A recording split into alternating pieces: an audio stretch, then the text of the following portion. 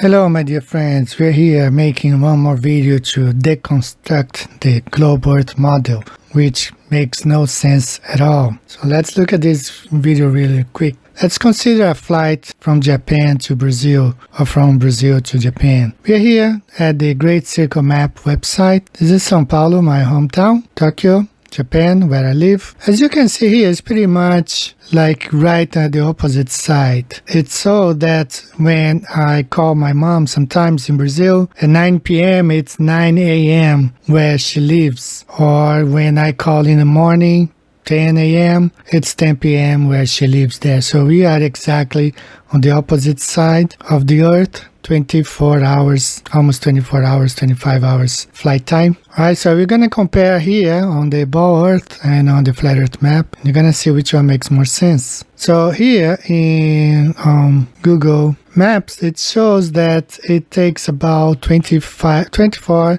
1 day plus 1 hour. So 25 hours flying directly. But we can't fly directly. So my ways of traveling is São Paulo, Los Angeles, Japan, or sometimes we can fly through Europe. So some people fly São Paulo, London, Japan, or like I did, São Paulo, Dubai, Japan. And other people go through Germany or France. You can go through Toronto, Canada, right? But I'm going to show here now on the flat earth map the routes that I have taken.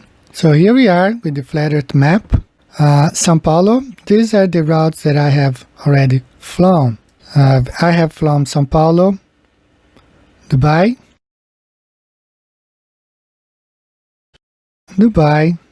Japan.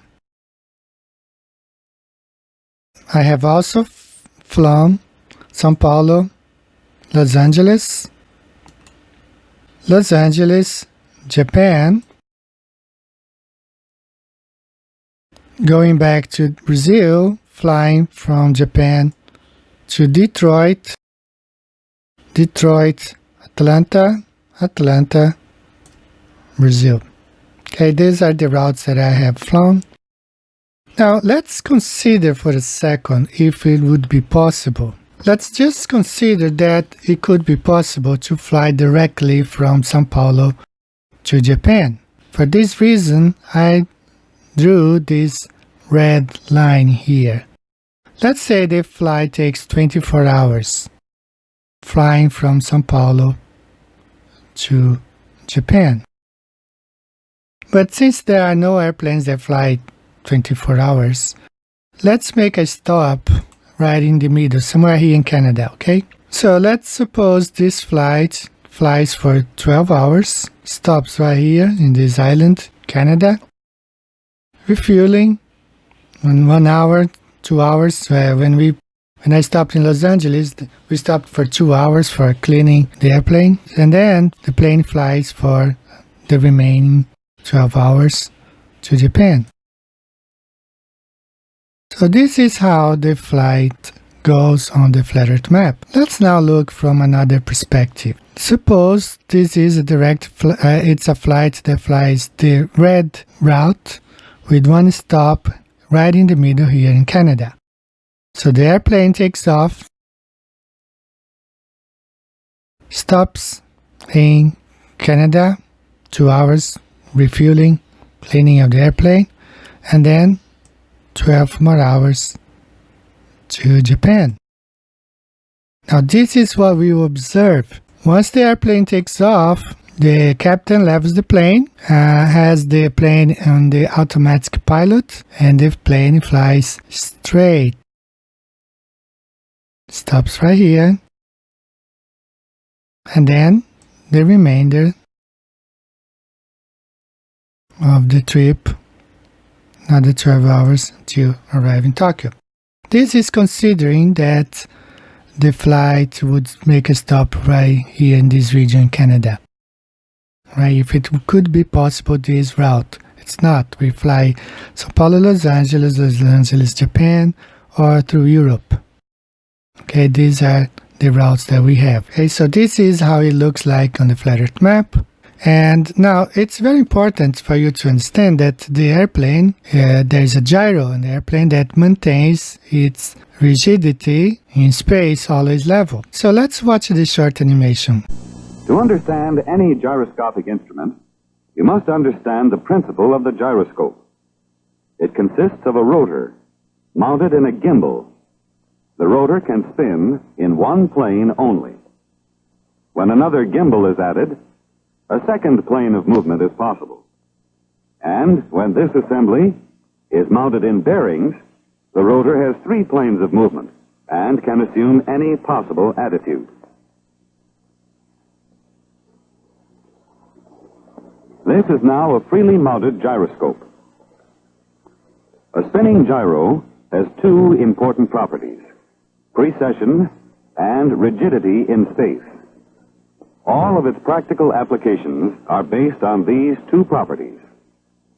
As for rigidity in space, the spinning rotor remains in its original attitude, while the gimbals and base move around it. In other words, the gyro maintains its axis in relation to space and not to the surface of the Earth. Now remember that on the globe Earth, no matter where you are, you're always above everybody else. You are on the top. Especially because in the global model, they say everywhere there is no up or down, everywhere is up. So if you're here, you're always looking down to the other countries, other places around you. You're always on the top. So we're going to watch this short animation considering Brazil is on the top and Japan is on the other side of this ball earth on the bottom. Please pay attention to this animation. This flight takes off São Paulo airport. Now remember what we watched in the animation, the airplane has a gyro that keeps the airplane level, completely level. So consider that's the stop in Canada. Remember when we looked at the flat earth map? That would be the stop in the middle of the way on the red line. So this is impossible because the gyro in the airplane shows that the plane has to be level. This is not observable. It's just a theory. Let's keep going. Now the airplane is still flying towards Japan. Remember, on the globe Earth, you're always on the top. So we left Brazil on the top.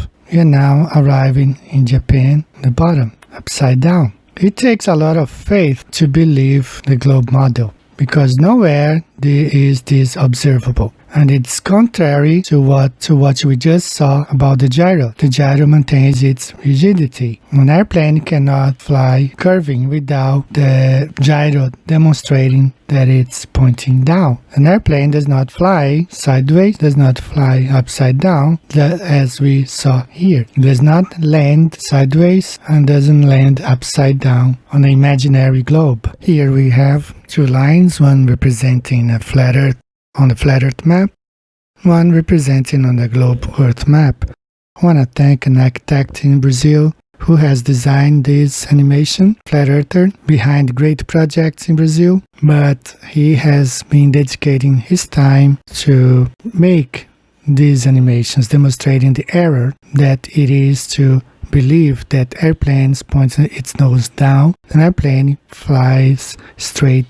There are no planes crossing the equator, up or down, like in this animation. The globe Earth idea, or the heliocentric model, is nothing but a religion designed to control you, me, and everyone else. And these are the people behind this great lie, and they are hiding this from you, and they don't want you to be free. They want to enslave you and me, our families, forever. Thanks for everything, guys. See you next time. Be safe. Bye-bye.